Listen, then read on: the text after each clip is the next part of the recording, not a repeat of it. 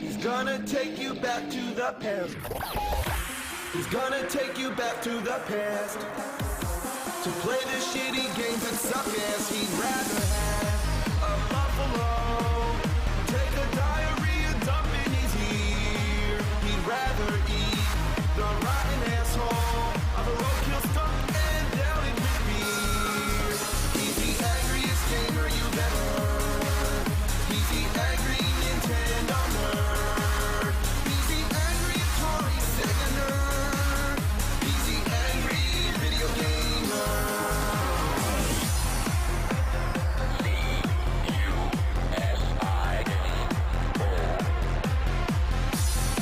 When you turn on your TV, make sure it's tuned to Channel 3. He's got a nerdy shirt and a pocket pouch. Although I've never seen him write anything down. He's got a power glove and a filthy mouth. On with his effort, he will tear these games down. He's the angriest gamer you've ever heard. He's the angry Nintendo nerd. He's the angry Atari Sega nerd. He's the angry video gamer. He plays the worst games of all time. Horrible abominations of mankind. They make him so mad he can spit or say cowabunga. Cow a fucking piece of dog shit. They rip you off and don't care one bit. But this nerd, he doesn't forget it. Why can't a turtle swim? Why can't I land the plane? They gotta quit buck for this shitload of fuck. The characters' names are wrong. Why's the password so long? Why don't the weapons do anything? He's the angriest gamer you've ever heard. Game sucks so bad he makes up his own words. He's the angriest, most pissed off gaming nerd. He's the angry Atari, Amiga, CDI, ColecoVision, and Television, Sega, Neo Geo, TurboGrafx, 16, Odyssey, 3DO, Commodore, Nintendo nerd. He's the angriest gamer you've ever heard. He's the angry Nintendo nerd. He's the angry Atari Sega nerd. He's the angry video gamer. He's the angriest gamer you've ever heard. He's the angry Nintendo nerd. He's the angry Atari Sega nerd. He's the angry video gamer.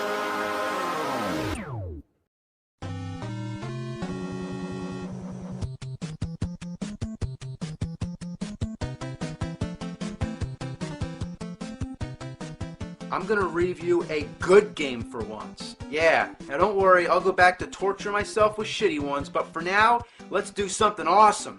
Super Mario Bros. 3 is often considered to be the greatest game on the NES, and for good reasons. It took everything that made the first Mario great and multiplied it several times over, adding new intricate levels of gameplay and challenges.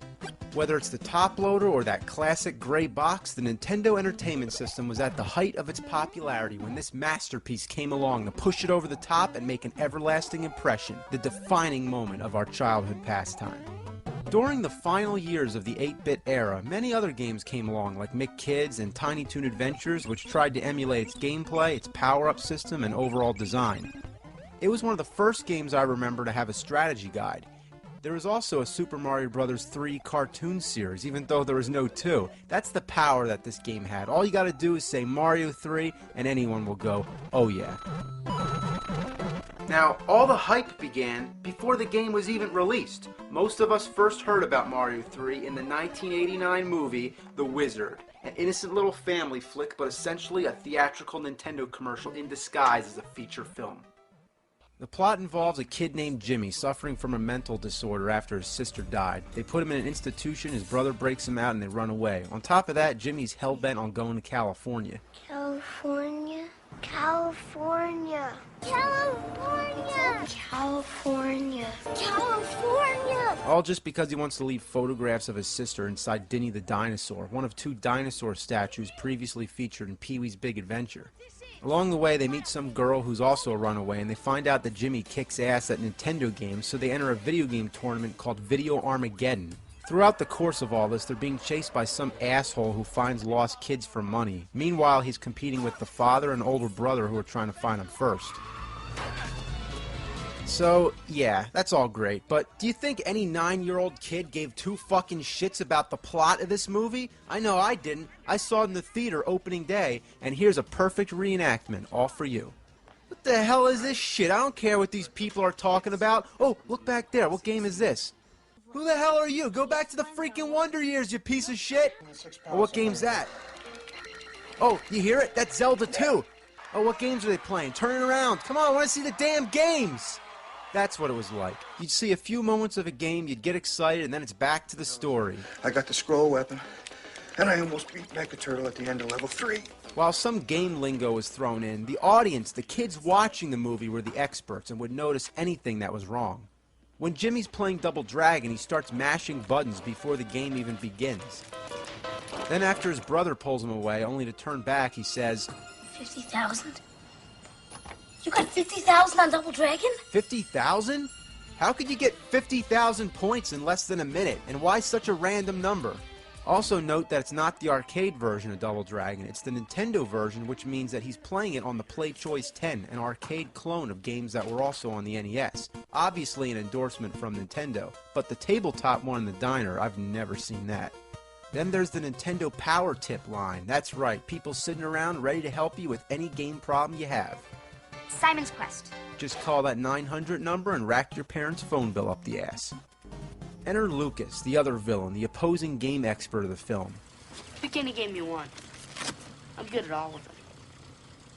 I have 97 of them. You know all 97 of them? Today there's about 800 Nintendo games, but for the time being, let's say, okay, Lucas is the master at Nintendo because he has all 97 games. You want to be as badass as him, right? Well, you better get your parents to take out a loan and get you every Nintendo game. And of course, the biggest advertisement ever in a movie, the Power Glove. He proves his radicalness by playing Rad Racer. Rock music comes on, which doesn't belong from the game. You can chop out 20 seconds of this, repackage it, and air it on TV, and there you go. It's a commercial for the Power Glove. I love the Power Glove. It's so bad. The Wizard was a rare instance in product placement when the prime moviegoers were interested in the product rather than the movie itself. Again, much like in Pee-wee, it ends with a big chase through a movie studio, this time the Universal backlot, from the monster movie sets to where King Kong attacks the trolley. Universal Theme Park was just about to open in Florida that following year. Another endorsement? Well, it's a Universal film, so of course. The highlight is the game tournament, where the 3 finalists, Jimmy, Lucas, and some geeky bitch that nobody cares about, all compete in a game that nobody had even played yet. With the craziest host ever and the most epic introduction to anything in existence on the planet, this is when for the first time we set our eyes on Super Mario Bros. 3. Not only did it blow our minds to get a preview of this game on the big screen, but it also gave us a big tip. Who the fuck would know the first time playing to fly up over the ceiling and get the magic flute, and then to use it as a warp to get to World 4? After seeing the Wizard, we sure did. Jimmy! Like the mushrooms! Rather than it being a simple test of who makes it the farthest, they had some weird scoring system with knights running. How exactly do they keep score? But who cares? This movie may be a mess, but it lives on in our hearts with a sentimental quality. Just the fact that they actually have Wizard reunions is a testament to that.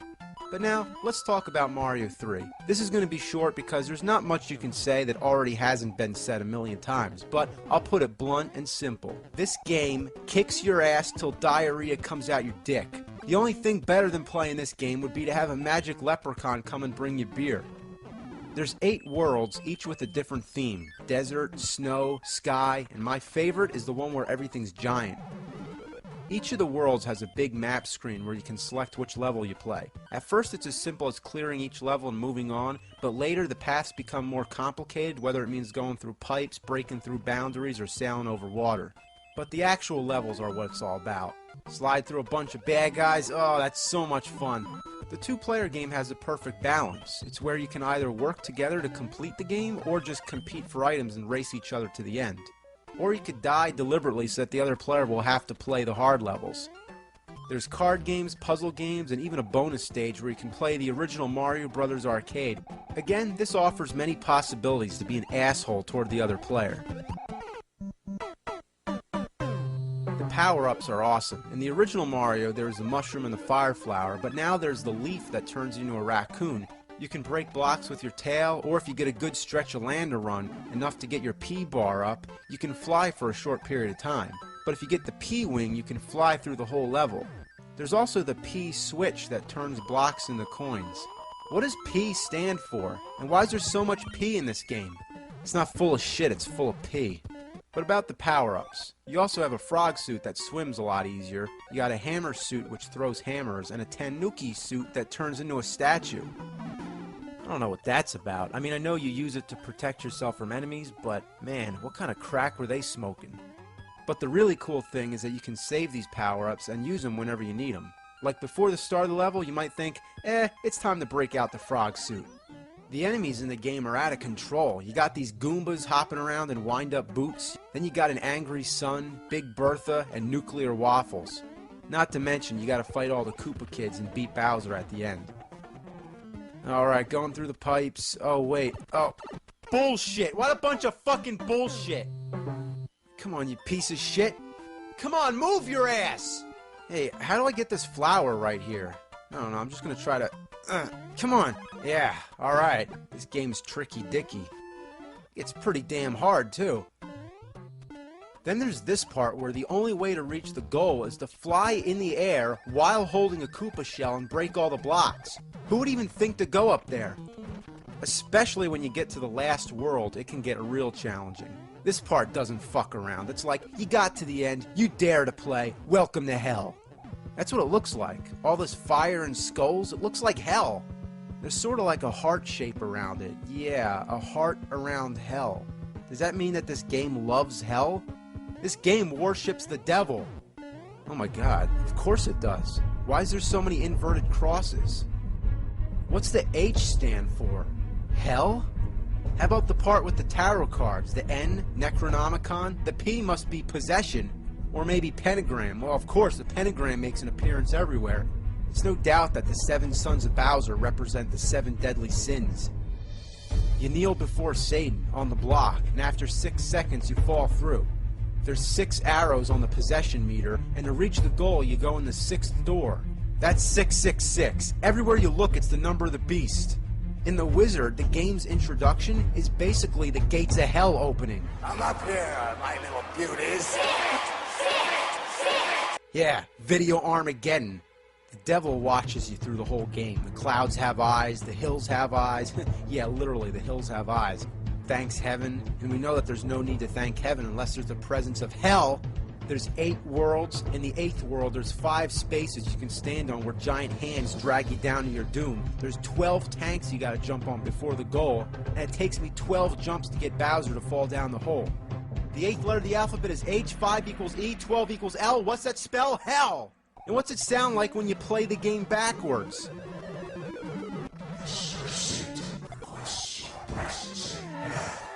This game's a product of the fucking devil. And none of the other Mario games are like that, so I don't know why it's only this one. But in conclusion, all I can say is that other than being the total epitome of evil, Super Mario Bros. 3, it's a good game. So good it's a sin.